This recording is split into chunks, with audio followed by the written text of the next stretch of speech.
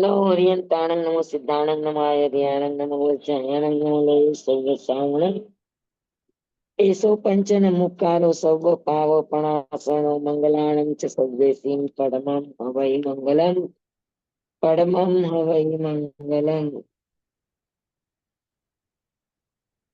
ઓમ નમો નાનસ ઓમ નમો સૂયસ ઓમ નમો સૂય દેવ્યાય ઓમ નમો વાયનાર્યસ ઓમ નમો બંધિયે દિવ્યે તીર્થંકરો ગણધરો પૂર્વધરો શ્રુતધરો વાચનાચાર્ય પ્રધાનાચાર્ય પદે સાધુ સાધુ ભગવંતો જય શાસન દેવ જય શાસન માતા આદિ સમસ્ત ઉપકારી તત્વના શ્રી ચરણે વંદન કરીને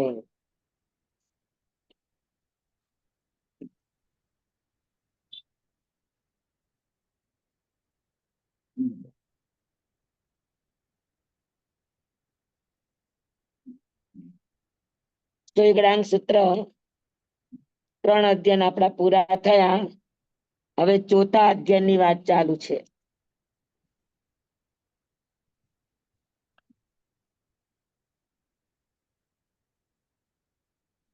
ચોથા અધ્યયન નું નામ છે સ્ત્રી પરિજ્ઞા.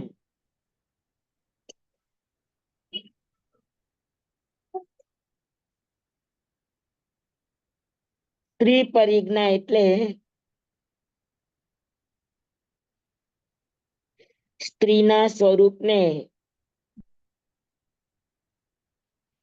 જાણવું અને જાણ્યા પછી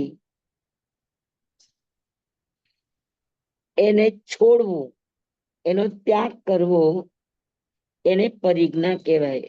તો સ્ત્રી પરિજ્ઞા એટલે સ્ત્રી સંબંધી જાણકારી અને સ્ત્રીના સંસર્ગથી થતા નુકસાનો, હાનિ, અને ત્યાર પછી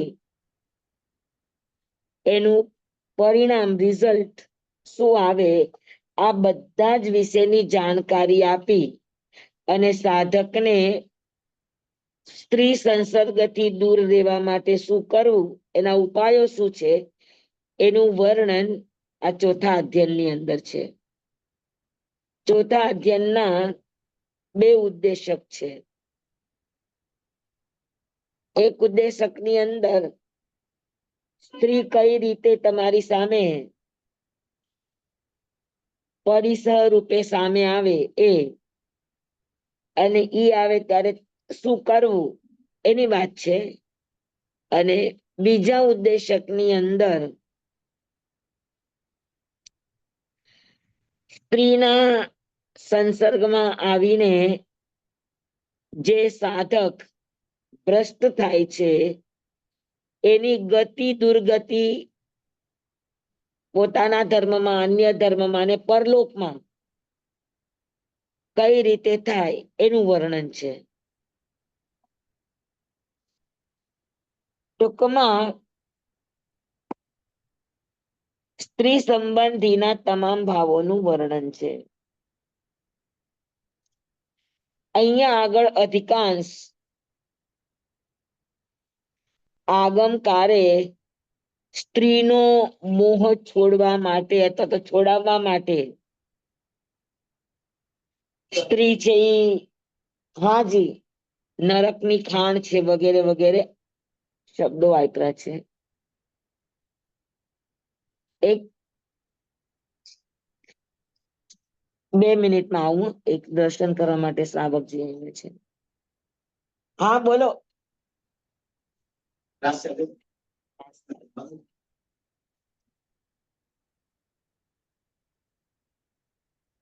કાલનું બધું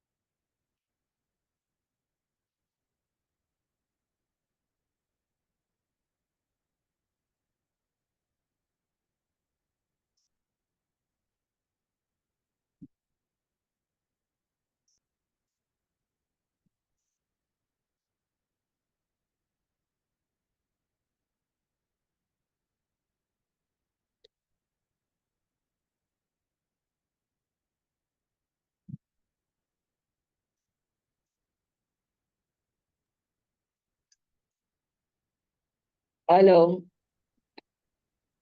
હાજી. ના, એ નથી આવ્યો.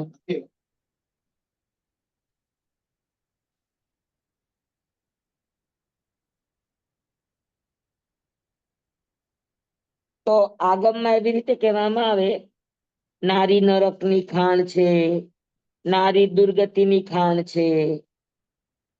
નારીને ખૂબ કડવા શબ્દોની અંદર અહીંયા આગળ વર્ણન કરવામાં આવ્યું છે. એની પાછળ આગમકારનો ઉદ્દેશ છે કે સાધક નારીના આવા સ્વરૂપને જાણીને આસક્તિથી અને મોહ ભાવથી દૂર રહે, એવા ઉદ્દેશથી આની અંદર વર્ણન છે. અન્યથા નારી નરકની ખાણ છે એમ કેવાય, તો નારી નરરત્નોની પણ ખાણ છે. દરેક સફળ પુરુષની પાછળ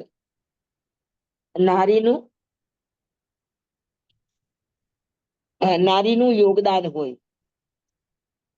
તો નારી વગર એવું કહેવાય કે રક્ષાબંધનમાં કે એવા બધા પવિત્ર સ્થાનોમાં નારીની પાસે અહીંયા આગળ તિલક કરાવે. તો એવું એક વિજ્ઞાન છે કે સ્ત્રીના હાથે આજ્ઞા ચક્ર ઉપર તિલક કરાવે અને સ્ત્રી પવિત્ર ભાવે તિલક કરે તો પુરુષના તમામ વિકારોને સમાવવાની તાકાત આ તિલકમાં છે.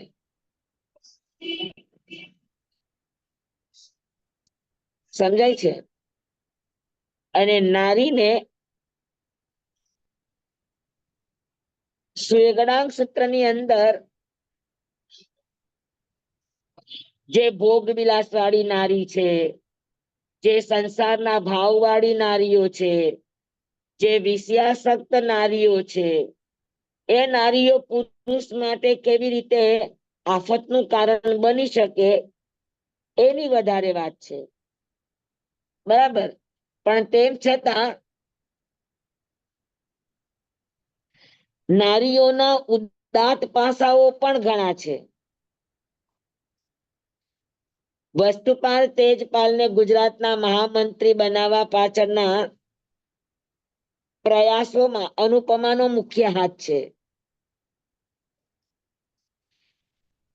જમીનમાંથી નીકળેલી સંપદાનો યોગ્ય ઉપયોગ કરો કે જેનાથી તમે અમર બની જાઓ. આવી વાતો કરનારી અનુપમા એ પણ નારી જ હતા. મલ્લીનાથ ભગવાન નારી જ હતા. તો અહીંયા ભાવ એ સમજવાનો કે નારીના બે રૂપ છે. એક નારીનું દેવી રૂપ છે અને એક નારીનું ભોગ્ય રૂપ છે. જે સ્ત્રીના શરીરને, સ્ત્રીના અસ્તિત્વને, સ્ત્રીના સંસર્ગને ભોગ માટે જુએ, રાગ ભાવે જુએ, આસક્તિ ભાવે જુએ,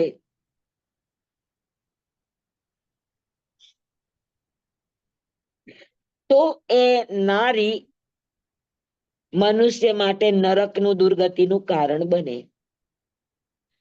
પણ જે નારીને બેન રૂપે, પુત્રી રૂપે કે માતા સ્વરૂપે કે દેવી સ્વરૂપે જે સ્ત્રીને જુએ, એવા પુરુષો સ્ત્રીના માધ્યમથી, સ્ત્રીના સહયોગથી ઊંચાઈ સુધી પહોંચે એવા પણ દ્રષ્ટાંતો છે. પણ અધિકાંશ પુરુષો કે અધિકાંશ સ્ત્રીઓ કે આમ પુરુષો આમ સ્ત્રીઓ ભોગ પ્રધાન વધારે હોય.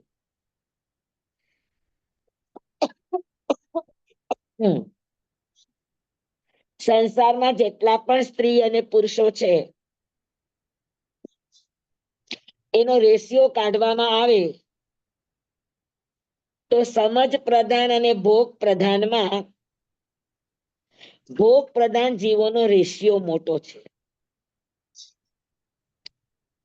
તો ભોગ પ્રધાન જીવોને નજર સામે રાખીને આ અધ્યયનનું વર્ણન છે. સમજાણું બધાને? હા સ્વામી. હા.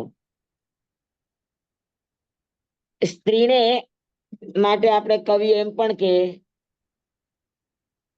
કે યત્ર નાર્યસ્તુ પૂજ્યતે રમંતે તત્ર દેવતા, જે નારીના ભોગ્ય રૂપને છોડીને એના પવિત્ર રૂપને નિહાળે છે, એનામાં દૈવતને નિહાળે છે, એનામાં માતૃત્વને નિહાળે છે, એવા વ્યક્તિના આંગણે દેવતાઓ પણ હોય અથવા તો એવા પુરુષને દેવ સહાયક બને છે. આપણે ત્યાં એવા દ્રષ્ટાંત છે, હરિકેશી મુનિ, બરાબર, પછી સુદર્શન શેઠ. તો સ્ત્રીને પ્રકૃતિ રૂપે પૂજવામાં આવે, સ્ત્રીને દેવી રૂપે પૂજવામાં આવે, માતૃ રૂપે પૂજવામાં આવે, તો ઈ સ્ત્રીનો સંસર્ગ વ્યક્તિમાં અનેક ગુણોનું સર્જન કરવામાં નિમિત્ત બને. કેમ કે પ્રકૃતિનો નિયમ છે, સ્ત્રી એટલે પ્રકૃતિ, પ્રકૃતિનો નિયમ છે કે સર્જન કરવું. બરાબર. તો સ્ત્રી એ સર્જનકારી છે, સૃષ્ટિ સર્જક છે, સંસ્કાર સર્જક છે, ગુણ સર્જક છે, હે? તો સ્ત્રીના આવા રૂપનું હંમેશા પૂજન થાય. અને એવું કહેવાય કે નારી જેનો કોઈ દુશ્મન ન હોય એ સ્ત્રી છે. અને તમારે જુઓ હોય તો જુઓ, જેટલા પણ દુર્ગુણો છે અધિકાંશ પુરુષ વાચી છે, અને જેટલા પણ સદગુણો છે એ પ્રાય અધિકાંશ સ્ત્રી વાચક હોય. નમ્રતા, કરુણા, દયા, ક્ષમા, સરળતા, રુજુતા, ચેતના, આ બધા સ્ત્રીવાચક શબ્દો છે. તો ગુણો અધિકાંશ સ્ત્રીવાચક છે એનું કારણ કે સર્જનાત્મક છે. તો તમારી સામે સ્ત્રી આવે, નારી આવે, તો તમારે એને કયા રૂપે જોવી? નારી નરકની ખાણ કરીને સમજવી કે નારી નરરત્નોની ખાણ સમજવી? નારી દુર્ગતિ ગમન કરાવનારી જોવી કે નારી સદગતિ કરાવનારી જોવી?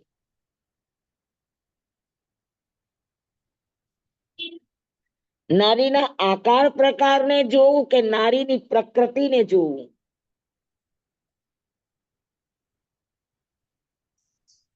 નારીના અંગોપાંગમાં આસક્ત થવું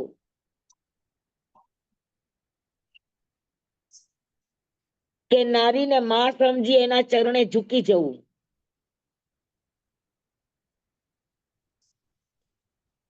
સમજાણું? સંસારને અગર જીવવા લાયક બનાવ્યો હોય તો સ્ત્રીએ બનાવ્યો છે. અને આપણે ત્યાં તો કહેવત છે કે જેના ઘરમાં સ્ત્રી નહીં એનું ઘર ઉઘાડું હોય. તો ઘરનું ઢાંકણ નારી છે, ઘરનું ઢાંકણ સ્ત્રી છે. બરાબર. ઘરનું સમાધાન કરનારી સ્ત્રી છે, સંતતિનું સર્જન કરનારી સ્ત્રી છે. તો સ્ત્રીના આવા સ્વરૂપને જોવા માટે આપણને પ્રેરણા આપી છે અને સ્ત્રીને ભોગ રૂપે, સ્ત્રીને રાગ રૂપે, સ્ત્રીને સંસારવર્ધક રૂપે જોવાની આગમકારોએ આપણને એનો નિષેધ કર્યો છે. એ બાબતનું આખું વર્ણન આ ચોથા અધ્યયનની અંદર છે. સમજાઈ ગયું બધાને? સમજાણું સ્વામી. બધાને? હા સ્વામી. હાલો, હા, કોઈએ કઈ હા જી કીધું? સ્વામી, સમજાયું. ના. Okay, okay, okay. તો આપણે બધા સ્ત્રીઓ જ છે. આપણે કઈ રીતે આપણા પહેરવેશ, આપણું રહેન સહેન, આ બધા માટે, સતીત્વ માટે, આ બધા માટે સ્ત્રીને દૈવી રૂપ આપીને આગમકારોએ એક બાજુ સ્ત્રીનું સન્માન પણ કર્યું છે અને સ્ત્રીના તુચ્છ રૂપને નજર સામે રાખીને એમણે પુરુષ વર્ગ સાધકની સામે એને લાલ આંખો પણ બતાવી છે. આપણે ત્યાં સ્ત્રીના 6 રૂપ પ્રચલિત છે. તમને આવડે છે કોઈને?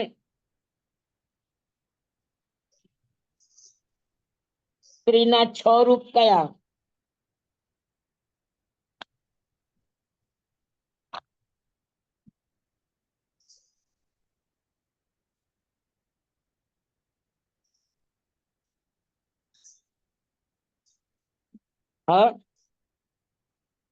કાર્યેષુ મંત્રી, કરણેષુ દાસી. આવડે છે? સ્ત્રીના 6 રૂપ.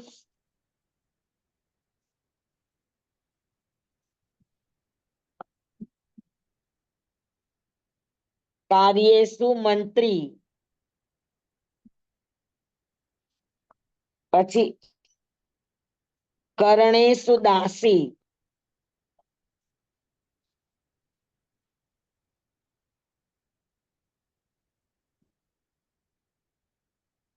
ભોજનેષુ માતા,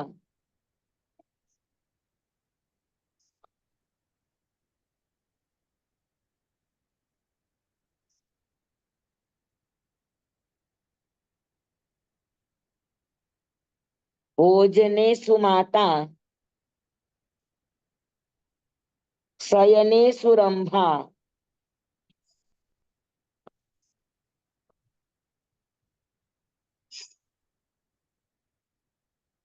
ક્ષમા ધરિત્રી,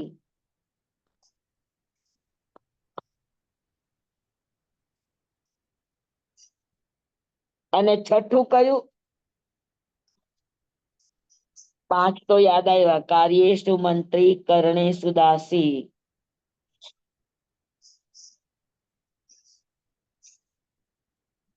ભોજનેષુ માતા, શયનેષુ રંભા, ક્ષમા ધરિત્રી. કોઈને યાદ આવે છે છઠ્ઠું રૂપ?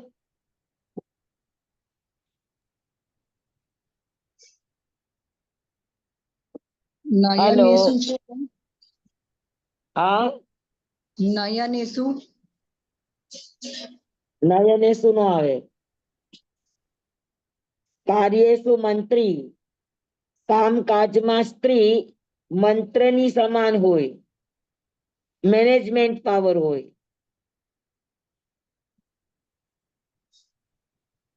કરણેષુ દાસી, જ્યારે સાંભળવાની વાત આવે, પુરુષ વર્ગ તરફથી કઈ કે તો ત્યારે દાસી બનીને સાંભળે, એટલે નમ્રતા હોય. ભોજનેષુ માતા, પોતાના પતિને પણ કેમ ન જમાડતી હોય, ત્યારે એનું માતૃ સ્વરૂપ હોય, વાત્સલ્ય સ્વરૂપ હોય. શયનેષુ રંભા, ખાલી એ સુવા સમયે જ રંભા એટલે પત્ની હોય. ક્ષમા ધરિત્રી ધરતીની જેમ ક્ષમાશીલ હોય. અને છઠ્ઠો ગુણ કોઈને આવડે છે, યાદ છે? આ સ્ત્રીના 6 ઉજળા પાસા છે. જે સ્ત્રીમાં આ 6 ગુણ હોય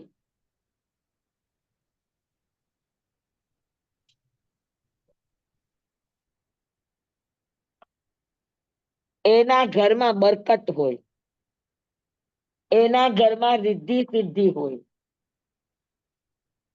એના ઘરમાં સંસ્કાર હોય, એના ઘરમાં દૈવત હોય. આ ગુણ હોય એના.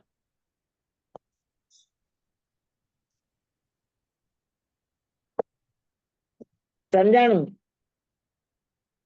હવે છઠ્ઠું કોઈને યાદ આવે તો કયો.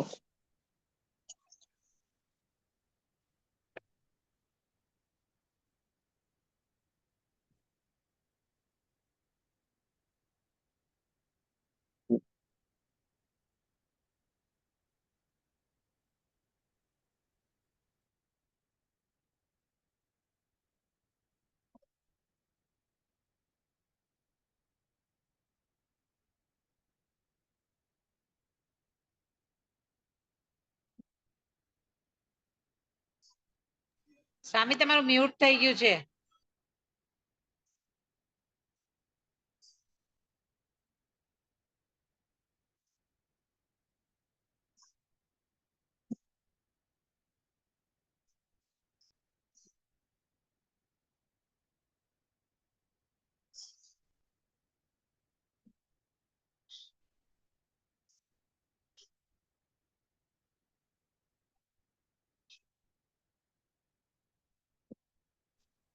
સ્વામી મ્યુટ છો તમે, નથી સંભળાતું.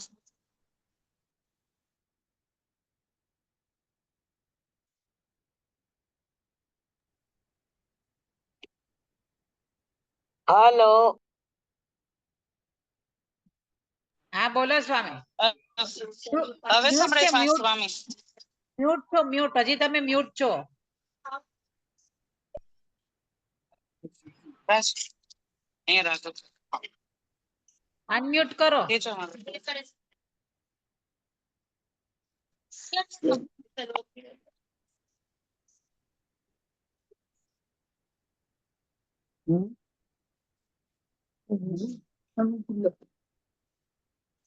પણ પછી શું?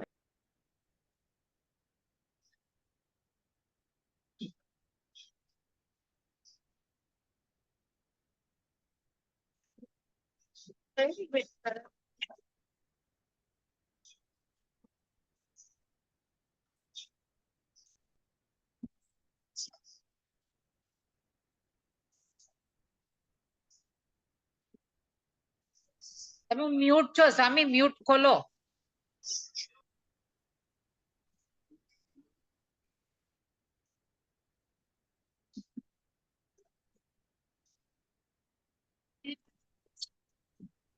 હવે સંભળાય છે? હા હવે સંભળાય છે, હવે સંભળાય. હું જમાવા માટે પણ મુશ્કેલ પડે.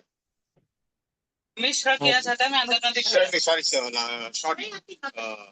અહીંયા હતા હું રાખતો તો હજી. સ્વામી ધર્માનુકૂલા. આ બધા ઉપર નીચે શિફ્ટ થઈ ગયા. હું જમા કર્યું તે. આ કોના ઘરમાં અવાજ આવે છે? મોનાલી મ્યુટ કર, હલો. મોનાલી. 6 રૂપમાં 5મું છે ક્ષમા ધરિત્રી અને 6ઠ્ઠું છે ધર્માનુકૂલા. ધર્માનુકૂલા એનો અર્થ છે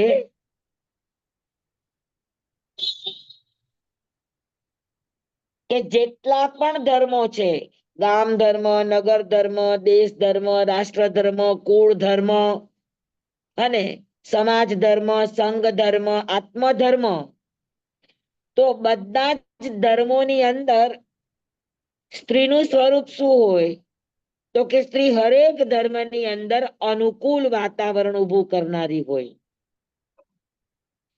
એટલે કર્તવ્યના ક્ષેત્રમાં સ્ત્રી ક્યારેય પાછળ ન હોય. બરાબર. જ્યારે પણ જે ધર્મની જરૂરિયાત પડે ત્યારે સ્ત્રી પોતાના તરફથી તમામ ફરજો બજાવે. એને કહેવાય ધર્માનુકૂલા. ધર્માનુકૂલાનો અર્થ એવો નહીં લેતા કે ધર્મ ધ્યાનમાં તમને અનુકૂળ રાખે. સંસાર ધર્મ છે તો ત્યાં પણ એ તમને અનુકૂળ હોય. વ્યવહાર ધર્મ છે તો ત્યાં પણ તમને એ અનુકૂળ હોય. દેશ કુળ અને રાષ્ટ્ર ધર્મ છે તો ત્યાં પણ તમને અનુકૂળ હોય. અને આત્મધર્મ, જ્યારે તમે આત્મધર્મ કરવા માંગતા હો ત્યારે પણ એ તમને અનુકૂળ હોય. એને કહેવાય ધર્માનુકૂલા. બરાબર. તો આ 6 ગુણ જે નારીમાં હોય એ નારી દેવી સ્વરૂપ છે, માતૃ સ્વરૂપ છે, પૂજનીય સ્વરૂપ છે.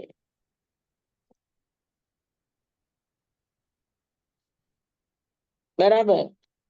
અને જે સ્ત્રીને વાતે વાતે સાચવવી પડે, રાખવી પડે અને વારે ઘડીએ કોપગૃહમાં વહી જતી હોય, પુરુષ વર્ગને કઈક પણ કરવું હોય તો એમાં એને વધવા ન દે, ક્યાંક ને ક્યાંક આડખીલીઓ ઉભી કર્યા રાખે. તો આવી સ્ત્રીઓ એ પુરુષને માટે નુકસાન સ્વરૂપ છે. અને એવી સ્ત્રીઓથી પુરુષ વર્ગે દૂર રહેવું, સાધક વર્ગે ખાસ કરીને દૂર રહેવું એવી આગમકારોની સાવચેતી છે. બરાબર છે. તો સ્ત્રી રૂપ તમારી સામે આવે તો સાધકે કઈ રીતે બચવું એની વાતો આપણે જોઈએ. બધાને બરાબર સમજાઈ ગયું ને? હા, આ અધ્યયનમાં આપણે શીખવા જેવું છે કે આપણે નારી રૂપે શું કરી શકીએ, નારી રૂપે આપણે કઈ રીતે રહી શકીએ, એની વાત છે.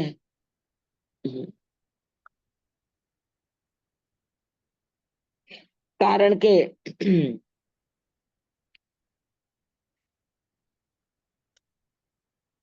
પુરુષ બજારનો રાજા છે તો સ્ત્રી ઘરની રાણી છે.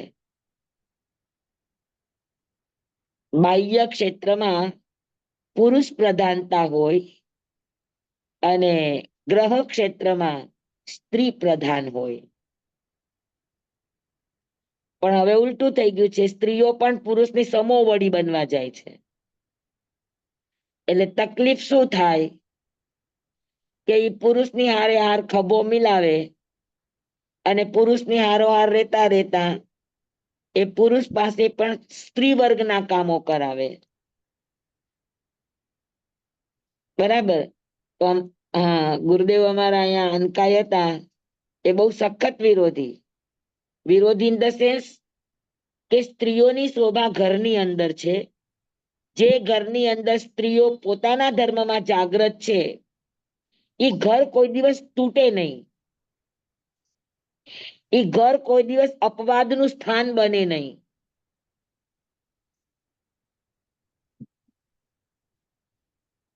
બરાબર.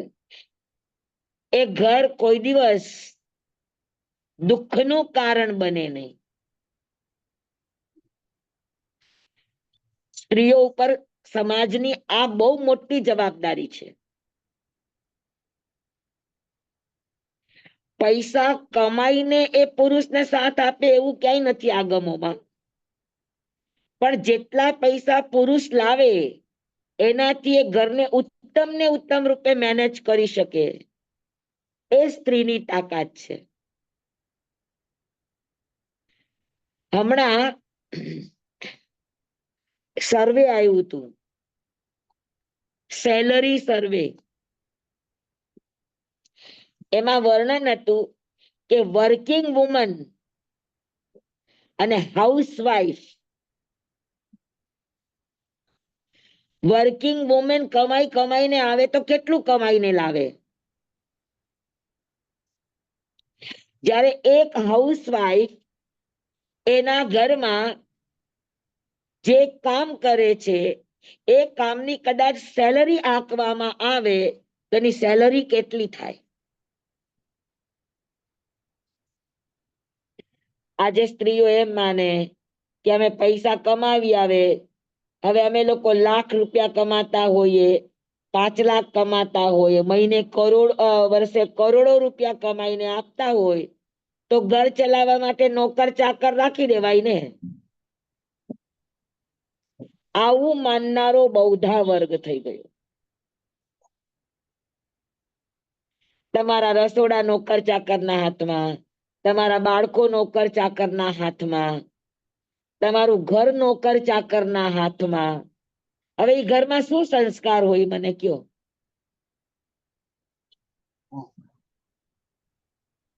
તમે આખો દિવસ બહાર હો અને ઘર આખું કોના ભરોસે?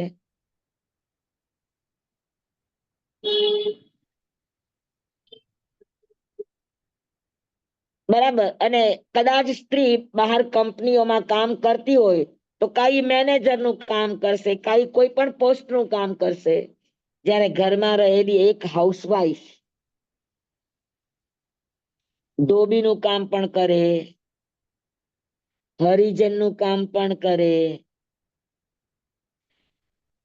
સર્વન્ટ નું કામ પણ કરે, કુક નું કામ પણ કરે, મેનેજમેન્ટ નું કામ પણ કરે. સમજાય છે તમને? ટીચરનું કામ પણ કરે.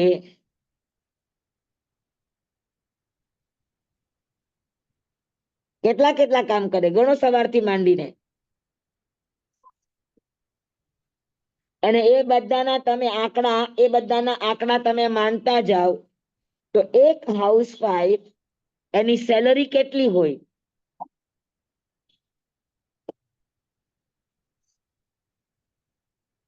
બરાબર. અને જમાનો ગમે એટલો આગળ વધે, જમાનો ગમે એટલો ફોરવર્ડ થાય, છતાં પણ હર કાળની અંદર પુરુષોને સ્ત્રી એવી જ ગમે કે જે સ્ત્રી એના ઘરનું મેનેજમેન્ટ સંભાળે.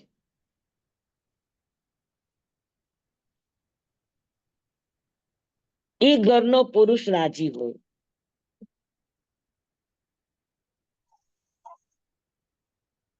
પુરુષમાં પૈસો કમાવાની, પૈસો પચાવવાની તાકાત હોય અને પૈસો ન હોય તો ઘરને તૂટવા ન દેવાની તાકાત હોય.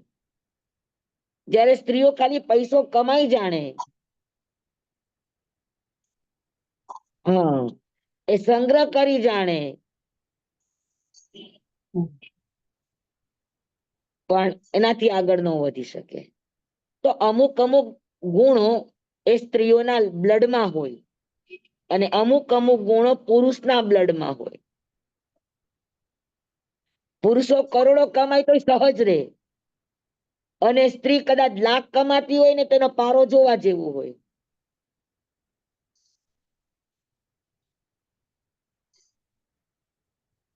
પુરુષ આખા ઘર અને પરિવારને ચલાવતો હોય છતાં સહજ રે, અને સ્ત્રીને કદાચ આખો પરિવાર સાચવવાનો આવે તો શું કરે?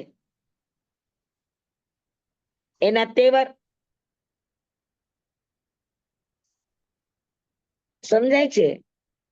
તો જેનું જે સ્થાન છે એ સ્થાનમાં રહે તો એનું ગૌરવ જળવાય, એનું માન જળવાય, એનું સન્માન જળવાય, એની આબાદી જળવાય.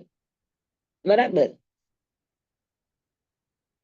પણ હવે એવું આજના જમાનામાં ન ઉપદેશ અપાય કે ન કોઈને કહેવાય, અને કેવા જાય તો એનો કોઈ વેલ્યુ ન રહે.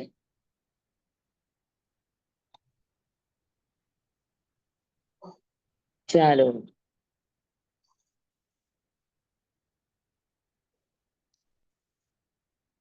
તો આ અધ્યયનની અંદર સ્ત્રી સંબંધી વર્ણન છે અને એ વર્ણનમાં સાધક વર્ગ તરફથી કઈ કઈ સાવધાની રાખવી જોઈએ એ વાત કરતા પહેલા આપણે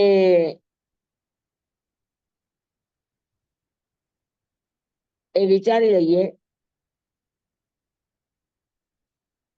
કે જે ઘરમાં સ્ત્રી હોય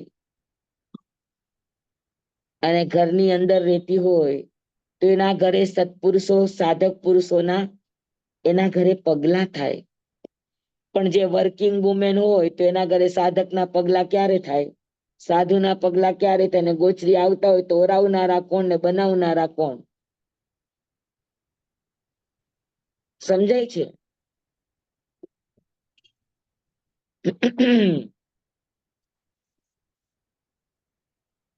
આ અધ્યયનની અંદર આપણે સાધકને ભગવાને કઈ કઈ સાવચેતીઓ આપી છે તત્ સંબંધી આપણે આ બધું વર્ણન છે વાંચશું. કે સ્ત્રી જ્યારે ઉપસર્ગ રૂપે આવે, સ્ત્રી જ્યારે સંસ્કાર રૂપે આવે તો પ્રશ્ન નથી, સ્ત્રી જ્યારે શિક્ષક બનીને આવે તો પ્રશ્ન નથી. જેવી રીતે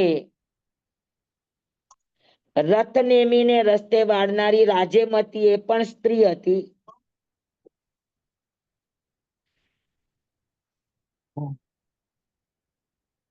ભવદેવને જંબુ સ્વામી ભવદેવને સંસ્કાર તરફ પાછી વાળનારી નાગીલા પણ સ્ત્રી હતી.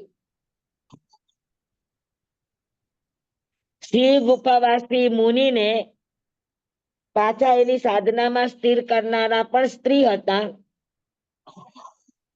હરિભદ્ર સુરી જેવા કટ્ટર બ્રાહ્મણને જૈન સાધુ બનાવનાર પણ યાકીની મહત્રા જેવા સાધ્વી હતા.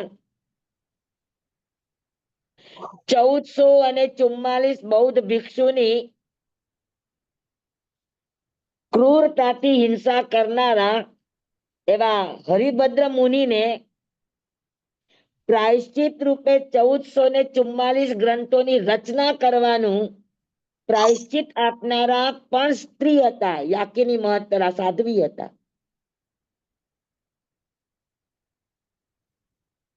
તીર્થંકર જેવા સત્પુરુષોને જન્મ દેનારા પણ માતા હતા. શ્રાવકો જ્યારે ધર્મ ધ્યાનની અંદર પોતાનું લક્ષ ચૂક્યા ત્યારે એને લક્ષમાં સ્થિર કરનારા પણ કા માં અને કા પત્ની હતા. જોઈ લેજો ઇતિહાસના પાના ખોલી ખોલીને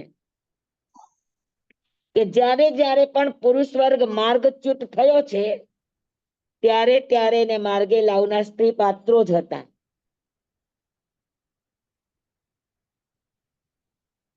બરાબર છે? તો સ્ત્રીના આવા સ્વરૂપને યાદ કરો તો એનામાં વિકાર જાગવાનો પ્રશ્ન જ ન આવે.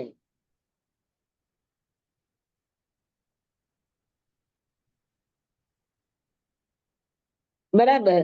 તો આવી સ્ત્રીઓને ગુરુ સ્થાનીય સ્ત્રી કહેવાય, આવી સ્ત્રીઓને દૈવીય સ્થાનીય સ્ત્રી કહેવાય, આવી સ્ત્રીઓને માતૃકા સ્થાન વાળી સ્ત્રીઓ કહેવાય. તો અહીંયા એવી સ્ત્રીઓનું વર્ણન નથી, પણ જે સ્ત્રીઓ પુરુષ વર્ગને ભોગના માર્ગે લઈ જનારી છે, જે સ્ત્રીઓ પુરુષને નિમ્ન સ્તરીય સ્થાનોમાં લઈ જનારી છે, એવી સ્ત્રીઓનો જ્યારે તમને આમનો સામનો થાય ત્યારે સાધકે શું વિચારવું એનું વર્ણન છે.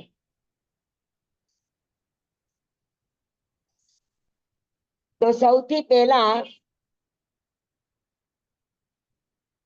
ભગવાને સાધુને કહ્યું, સાધકને કહ્યું કે સાધુએ દીક્ષા લેતા પહેલા જે પ્રતિજ્ઞા કરી છે ચોથા વ્રતની, એ પ્રતિજ્ઞાને હંમેશા પોતાની નજર સામે રાખીને યાદ રાખે. કે સ્ત્રી ઉપર આસક્તિ ભાવ રાખીશ નહીં. સ્ત્રીના સંસર્ગથી આવતા તમામ વિપાકોને નજર સામે રાખીને સાધુ દીક્ષા સમયે લીધેલી પોતાની પ્રતિજ્ઞાને યાદ રાખે. પેલી વાત આ કરી. આપણને પ્રશ્ન થાય કે પુરુષને સ્ત્રીઓથી દૂર રહેવાની વાત કરી સાધુને, તો જે સાધ્વી છે અથવા તો જે શ્રાવિકા છે, જે સાધના કરે છે, તો એને પુરુષથી દૂર રહેવાની વાત કેમ ન કરી? કારણ કે નુકસાન કરનાર તો વિજાતીય તત્વ જ છે. પુરુષને માટે સ્ત્રીને, સ્ત્રીને માટે પુરુષ.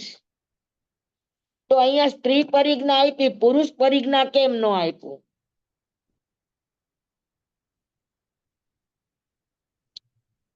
સ્ત્રીઓએ પણ પુરુષથી બચવાની વાત હોય ને, માત્ર સાધુએ સ્ત્રીઓથી બચવાની વાત કેમ આવી?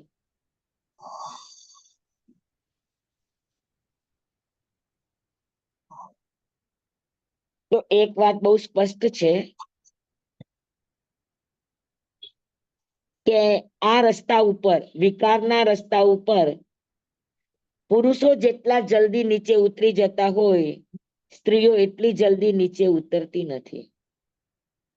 સ્ત્રીઓમાં ધીરજ છે, સ્ત્રીઓની અંદર સમજ શક્તિ છે, સ્ત્રીઓની અંદર લક્ષ્યની તીવ્રતા છે. અને સ્ત્રીઓ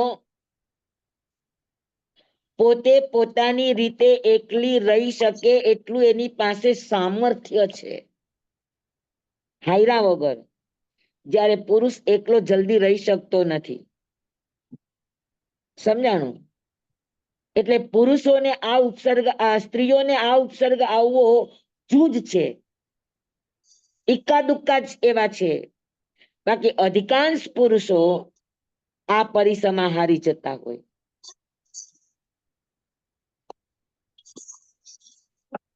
હા, તમને પુરુષને જોઈને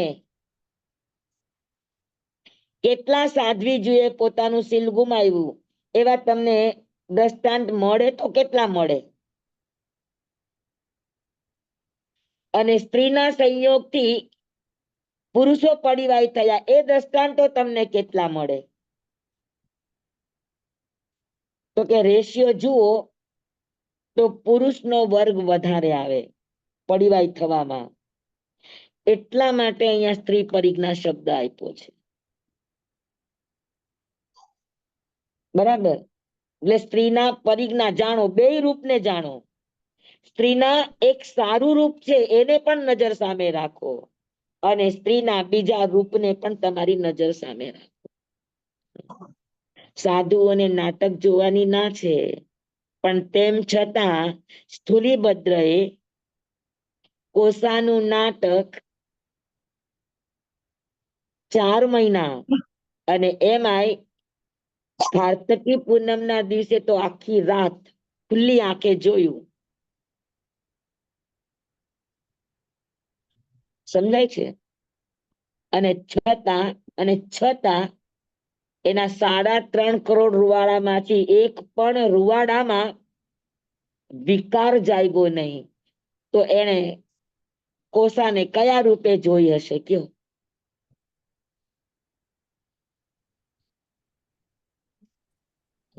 માતા સ્વરૂપે. જે કોસાની દાસીને જોઈને સિંહ ગુફાવાસી મુનિ, કોસાને તો નહીં, કોસાની દાસીને જોઈને પડીવાય થઈ ગયા હતા. પણ અને સ્થૂલીભદ્રાએ માતા, કોસાને તો જોઈને ભાન ભૂલ્યા હતા, ખાલી જોવા માત્રથી.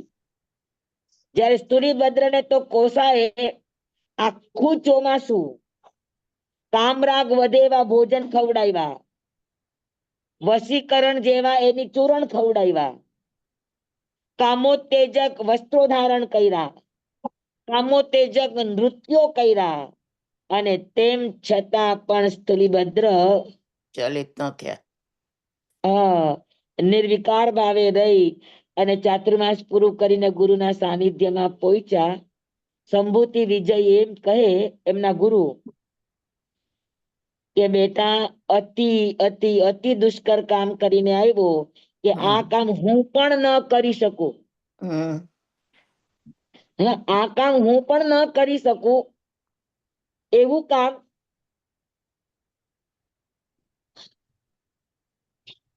કામ બેટા તમે કરી આવ્યા. જી જી. એટલે જ તો 84 24 સુધી એમનું નામ લેવાશે. હા, તો તીર્થંકરો ભૂલાઈ જશે. વિચાર તો કરો, અત્યારે આપણે જ ગત 24 ના કેટલા તીર્થંકર ના નામ આવડે છે? હા, આપણને ગઈ 24 ના કેટલા તીર્થંકરો ના નામ આવડે છે? નથી આવડતા. આવડે છે. ના સ્વામી. એનો અર્થ એ થયો કે હજુ ગઈ 24 જ છે, એને આપણે ભૂલી ગયા. હમ. હા, એક 24 પણ આપણને યાદ નથી, અને વર્તમાન 24 ના પણ 24 નામ યાદ હોય એ ધન્ય ભાગી છે.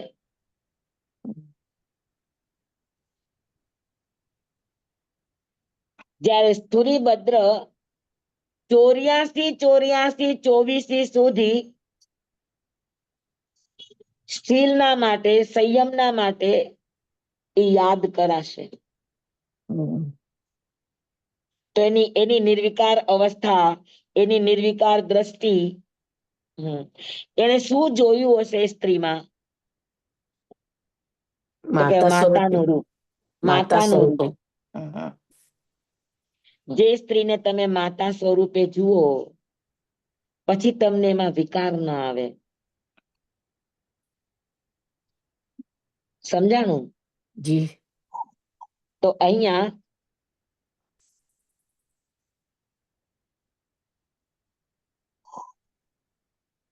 પેલા કીધું સાધુને કે એની પ્રતિજ્ઞા યાદ રાખે,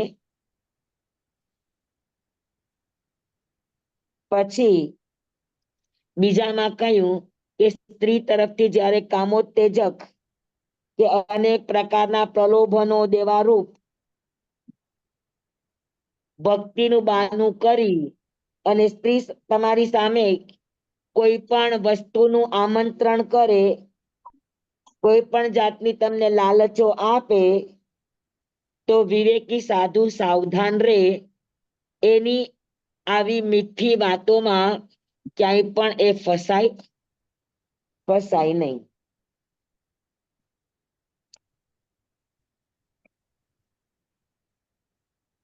ત્રીજી વાત, સ્ત્રીઓના અંગોપાંગને એકી ટસે, એક નજરથી પણ એ જુએ નહીં.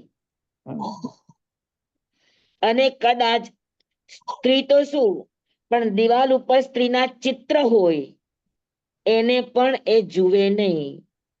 અને 10 વૈકાલિક સૂત્રમાં ત્યાં સુધી કીધું કે અગર જોવાઈ પણ જાય, નજર પણ પડે, તો દ્રષ્ટિને શું કરે?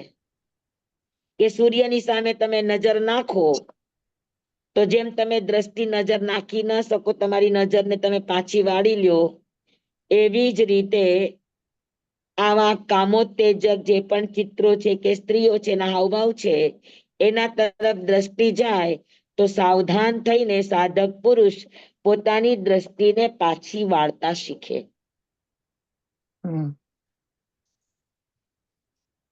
પણ એની સામે એકી ટસે કે એક નજરે એને જુએ નહીં.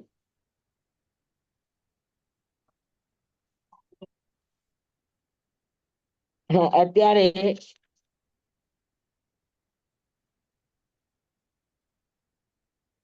ઉપાશ્રયની અંદર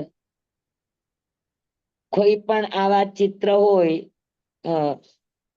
જેમ કે કોઈ સ્ત્રી સ્વરૂપ, કોઈના સ્ત્રીના રૂપ હોય, અથવા તો કોઈ પુરુષના રૂપ હોય, ઇવન તીર્થંકરનું ચિત્ર દોરેલું હોય, તો અમુક સંપ્રદાયના સાધુ સાધ્વીઓ એ ઉપાશ્રયમાં રહેવાની ના પાડે, અને કે તમે એને કાગળ ચિટકારી દો, એવું કે, પણ એવું પણ નહીં કરવાનું.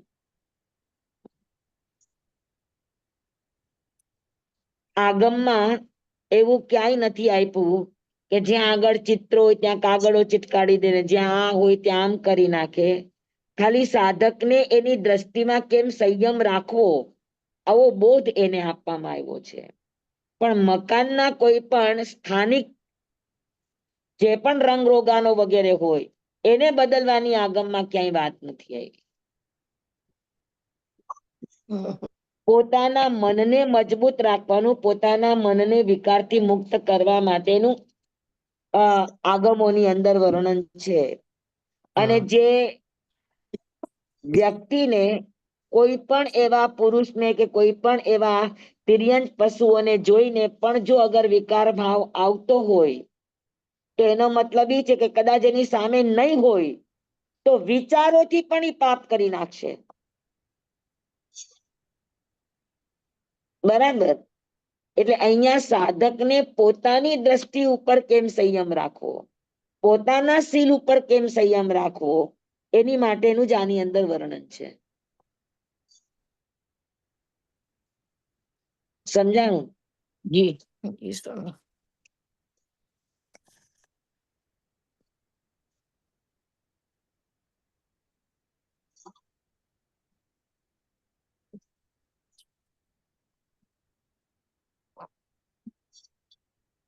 ચોથી વાત છે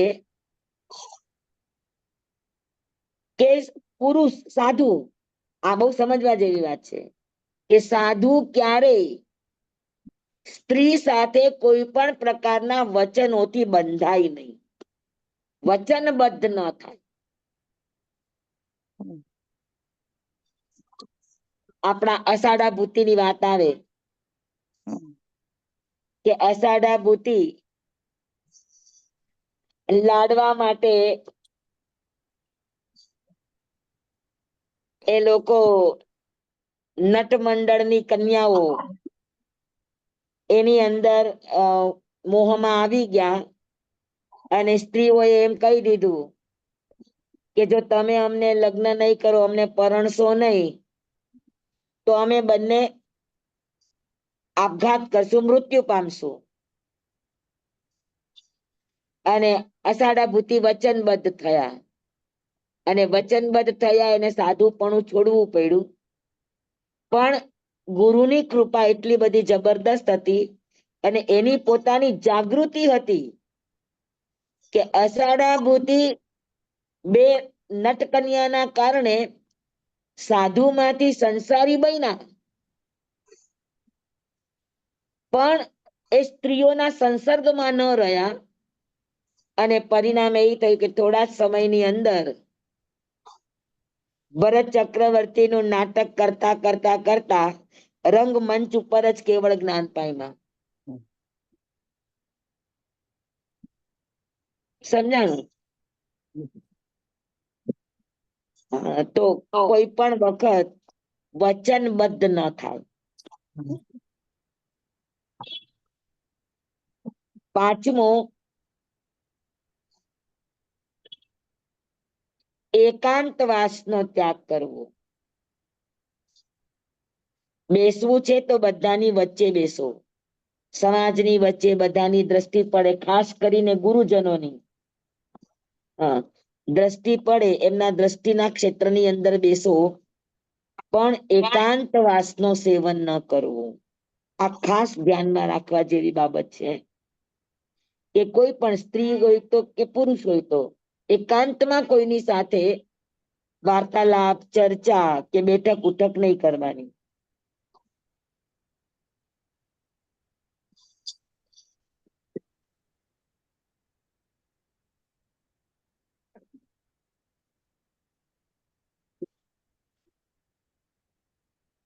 છઠ્ઠી વાત, જંબુકુમારના પૂર્વ બહુ જેવી વાત છે કે ઘણી વખત પુરુષ જ નબળા થઈ જાય અને ફરી પાછા એ સંસારમાં આવીને પોતાની પત્ની અથવા પોતાની સ્ત્રી પાસે ભોગની અભ્યર્થના કરે તો એ સમયે સ્ત્રી એને વિચલિત થવા ન દે, એને સાવધાન કરે અને એને પોતાનાથી દૂર રાખવાની કોશિશ કરે તો એવા સમયે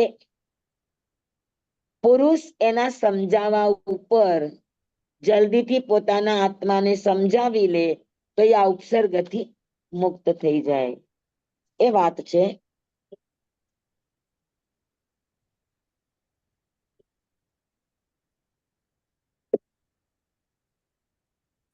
અથવા તો સ્ત્રી કોઈ પણ સાધુને જો કેવા કેવા કોઈ ઇન્સિડન્સો બનતા હોય કે એને અમુક જગ્યાએ આવવાનો સંકેત કરે કે તમે અહીંયા આવો તો અહીંયા આવો તો અહીંયા આવો તો એવો કોઈ સંકેત કરે તો એવા સમયે સ્ત્રી દ્વારા જે પણ સ્થળનો નિર્દેશ થયો હોય જે પણ સ્થળને ચિંધવામાં આવ્યું હોય એવા સ્થળે વિવેકી સાધુ જાય નહીં અને જાય તો એકલા જાય નહીં.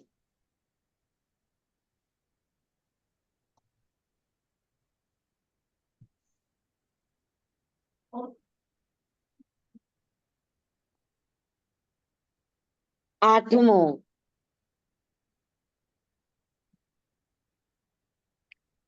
સ્ત્રીઓ દ્વારા શબ્દ રૂપ રસ ગંધ અને સ્પર્શ આદિ પાંચે ઇન્દ્રિયોના મીઠા મીઠા વિષયો તરફ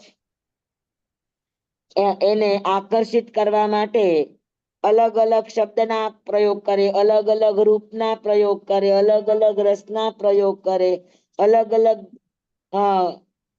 એવી સ્મેલો કે એનાથી ઉત્તેજના વધે એવા ગંધ કે એવા સ્પર્શો આદિના ભાવો એની સામે આવે તો સાધક પોતાની વિવેક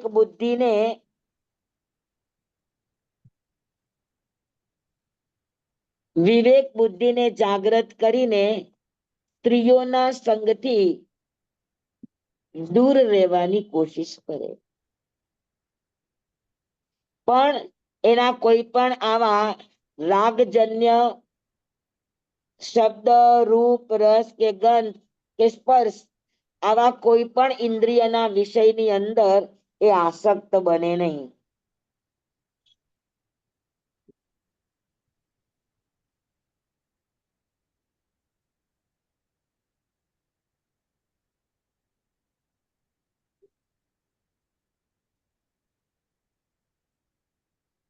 પછી સ્ત્રીનું સ્મરણ, એકાંતમાં બેસીને સ્ત્રીનું ચિંતન, સ્ત્રીનું એને યાદ કરવું, એને સ્મરણ કરવું, વારંવાર એને યાદ કરવું, વારંવાર એના રૂપને જોવું તો આ બધું જ અબ્રહ્મ કહેવાય. આપણને ખબર નથી પણ 15મા સૂત્રની અંદર એવું કહેવાય છે કે શરીરથી એક વ્યક્તિ સંસાર ભોગવે છે અને એક વ્યક્તિ માત્ર સ્મૃતિથી સંસાર ભોગવે છે. ખાલી આંખ બંધ કરીને સ્ત્રીના રૂપ જોવે ને એવી રીતે એ અબ્રહ્મન ભોગવે છે તો બેયમાં કોનું તીવ્ર અબ્રહ્મ કહેવાય? આવો પ્રશ્ન છે. તો આગમકારોએ કહ્યું છે વૈચારિક કે શરીરથી જે ભોગવટો થાય એની કરતા અનંત ગણો વધારે અબ્રહ્મનો ભોગવટો સ્મરણ માત્રથી થાય. વિચારથી. સમજાય છે? જી સ્વામી. અને એ અધ્યયનની અંદર બહુ સરસ વાત છે કે કોઈ દેવતાએ કેમ કે દેવીઓ તો 2 દેવલોક સુધી જ છે, ત્રીજા દેવલોક થી ઉપર દેવીઓ નથી અને દેવીઓ 8મા દેવલોક સુધી જઈ શકે દેવતા બોલાવે તો ત્યાં આગળ કેવી વાત છે કે પરિગ્રહિતા દેવી ને અપરિગ્રહિતા દેવી 2 પ્રકારની દેવીઓ હોય. પરિગ્રહિતા દેવી એટલે દેવો દ્વારા પત્ની રૂપે સ્વીકારેલી એ દેવીઓને પરિગ્રહિતા દેવી કહેવાય અને અપરિગ્રહિતા દેવી એટલે કુંવારી છોકરી જેવી દેવીઓ. કોલગલ જેવી દેવીઓ કે કોઈ પણ દેવના બોલાવા ઉપર એ જઈ શકે, એ કોઈના દ્વારા ગ્રહણ કરાયેલી કે એના ઉપર કોઈ મોહર મારેલી ન હોય. તો પરિગ્રહિતા અને અપરિગ્રહિતા દેવી, પરિગ્રહિતા દેવી તો કોઈ કોઈની લે ને લે તો યુદ્ધ થાય, પણ દેવો પોતાની વૃત્તિઓને સંતોષવા માટે અપરિગ્રહિતા દેવીઓને એ બોલાવે, લઈ જાય, એવું બધું કરે. નિયમો એમાં કે ત્રીજા દેવલોક થી લઈને 8મા દેવલોક સુધી એકી રકમના જેટલા પણ વિમાનો છે, દેવલોક છે, ત્યાં આગળ પહેલા દેવલોકની અપરિગ્રહિતા દેવીઓ જઈ શકે. અને જે ઇવન નંબરના દેવલોક છે, બીજું ચોથું દેવલોક, છઠ્ઠું દેવલોક, 8મું દેવલોક, તો આ દેવલોકની અંદર બીજા દેવલોકની અપરિગ્રહિતા દેવીઓ જઈ શકે. તો એ વાત છે કે કોઈ પણ દેવતાએ 8 દેવલોક સુધીમાં એક વાર પણ દેવીને આમંત્રણ આપ્યું અને એક વાર ઈ દેવી એ દેવના કહેવા ઉપર આવી, તો પહેલી વાર બોલાવે ત્યારે ઈ દેવની આજ્ઞાને આધીન છે. પણ એક વાર અગર દેવતાએ બોલાવીને દેવી આવી તો પછી એ દેવી જ્યાં સુધી એનું આયુષ્ય છે ત્યાં સુધી ગમે ત્યારે પણ ઈ દેવી ગમે તે જગ્યાએ ઈ દેવને યાદ કરે તો ઈ દેવતાએ ઈ જ મિનિટે ત્યાં હાજર થવું પડે, એની ઈચ્છા હોય કે ન ઈચ્છા હોય. આ નિયમ છે, સમજાય છે? જી. તો ખણમિત સુખા બહુકાલ દુખા, એક વાર તમે બોલાવીને એને આનંદ તો માણ્યો, પણ પછી જિંદગી આખી દેવીનું આયુષ્ય છે ત્યાં સુધી દેવી એને ગમે ત્યારે બોલાવે ત્યારે એને ત્યાં હાજર થવું પડે. એટલી પરાધીનતા આવી જાય.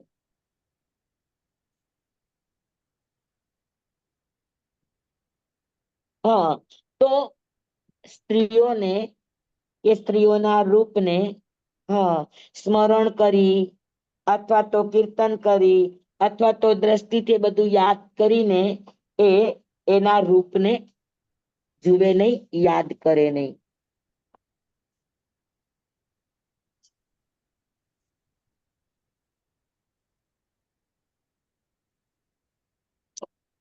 પછી સાધુ અને સાધક માટે 10માં એમ વાત કરી કે ભલે ધર્મનો ઉપદેશ કેમ ના આપતા હોય પણ એકલી સ્ત્રી બેઠી હોય એને સાધુ ઉપદેશ આપે નહીં. સાથે હોય સમૂહમાં કે એની સાથે પુરુષ હોય તો ઉપદેશ આપે, પણ એકલી સ્ત્રીઓ હોય તો ત્યારે સાધુ ઉપદેશ દેવા રૂપે પણ એની સામે એકાંતમાં આવે નહીં.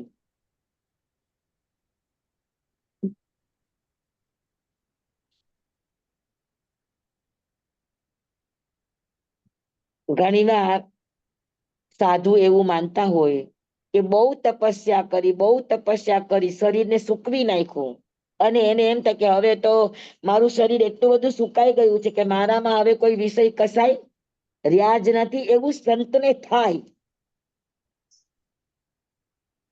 તો એ સાધક આગમકાર કહે છે કે એ સાધક એવા ભ્રમમાં ન રહે કે મેં આટલા તપસ્યા કરી છે, હવે મારું શરીર કૃશ થઈ ગયું છે તો હવે મારામાં કોઈ રાગ ઉત્પન્ન ન થાય. એ અગર ભ્રમમાં રહે તો એ ભ્રમ એનો ખોટો છે. 60,000 વર્ષની તપસ્યા કરનાર પણ એક મેનકાના ભાવભંગીમાં આગળ 60,000 વર્ષનું તપ જો ભૂલાઈ જતું હોય, તો તપસ્યા કરીને શરીર થોડું ઘણું કૃશ થઈ ગયું હોય તો એ સાધુ એવા બ્રહ્મમાં નહીં રહેવાનું કે મારા વિષય અને કસાયો હવે છે નહીં, તપસ્યા કરીને મેં સુકાવી નાખ્યા છે. એ બ્રહ્મમાં સાધુ ન રહે.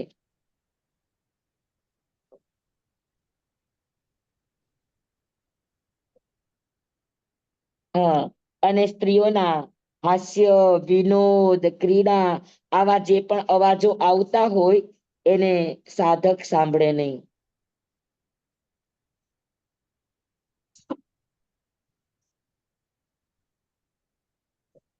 સ્વામી, હાજી આમાં એક પ્રશ્ન છે.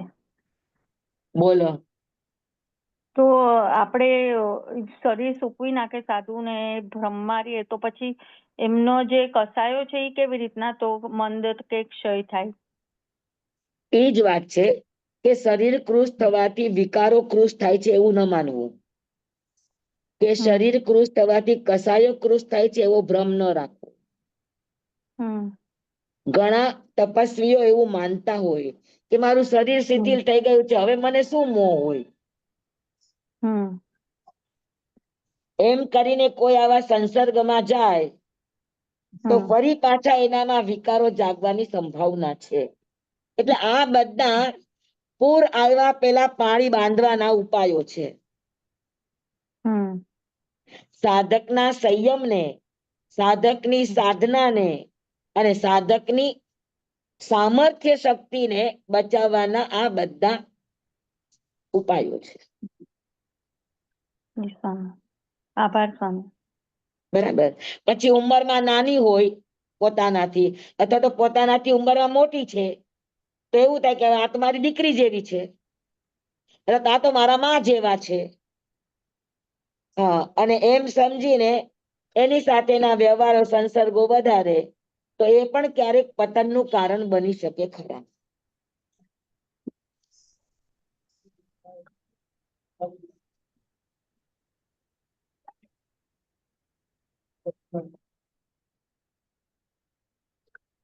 અને બીજું 13મા અંદર બતાવ્યું કે સ્ત્રી સાથે સંસર્ગ કરવાના કારણે સાધુની સમાધિ વહી જાય, એને ભણવામાં મન ન લાગે, હા, આચારમાં મન ન લાગે, તપસ્યામાં મન ન લાગે, તો શ્રુત, વિનય, આચાર, તપ આ બધી જ સમાધિના યોગો, એના અભ્યાસો છે, એ બધા અભ્યાસો એના છૂટી જાય એટલે સમાધિ યોગથી ભ્રષ્ટ થાય.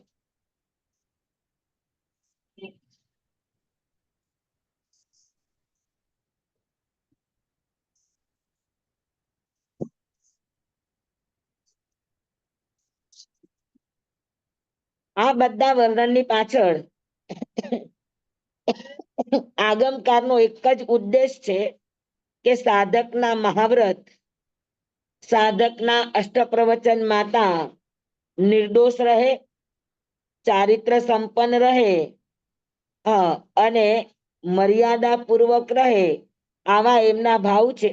કોઈ સ્ત્રીઓની નિંદા કરવાના આગમકારના ભાવ નથી. જેવી રીતે આગની પાસે મીણ રાખો તો ઓગળી જાય, એવી રીતે વિજાતીયના આકર્ષણો આ સંસારમાં પ્રસિદ્ધ છે, એટલે ખાલી બચાવવા માટે અહીંયા આગળ અંગુલી નિર્દેશ કરવામાં આવ્યો છે.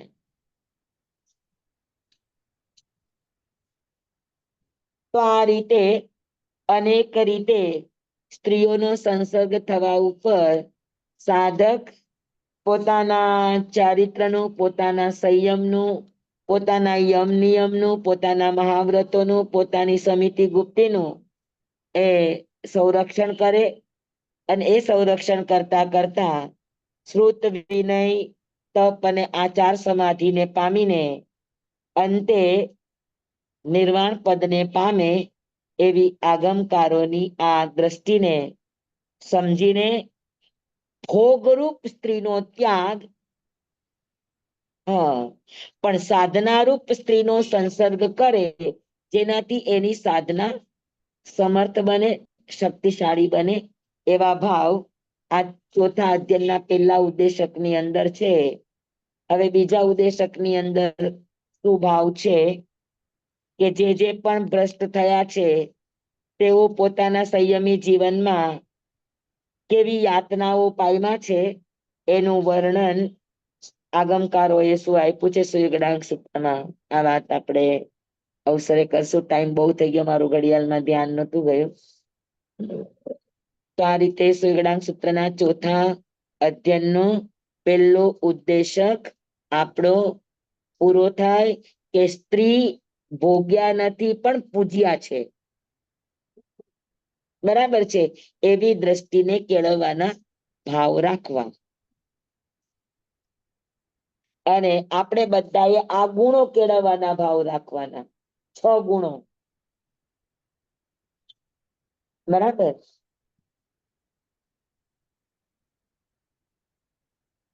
જંબાયદમ મીનખરમ ચખરમ પયહીનમ વિનયહીનમ જોગહીનમ ગોસહીનમ સોઠ્ઠોદિનમ દુઠ્ઠું પડીચ્યમ કાલે કહો સજ્જાઓ કાલે ન કહો સજ્જાઓ અસજ્જાએ સજ્જાયમ સજ્જાએ ન સજ્જાયમ.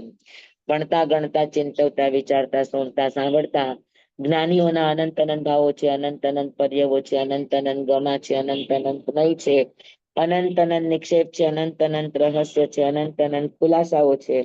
આમાંથી કોઈ પણ ભાવ ભેદ નહીં, નિક્ષેપ ગમા રહસ્ય ખુલાસાનું સ્ખલન છદમસ્ત ભાવે મારા બોલવામાં, કહેવામાં, સમજાવવામાં આવ્યું હોય, આપના સાંભળવા સમજવામાં આવ્યું હોય તો અર્યન સિદ્ધ કેવડી ગુરુ ભગવાન આપની સાક્ષી આત્મા પરમાત્માની સાક્ષીએ તસ્મિત છામી દુકડમ તમેવ સચ્ચમ નિસંકમ જમ જીણેહિમ પવેયમ સેવમ ભંતે સેવમ ભંતે સેવમ ભંતે ટિપ્પેમી.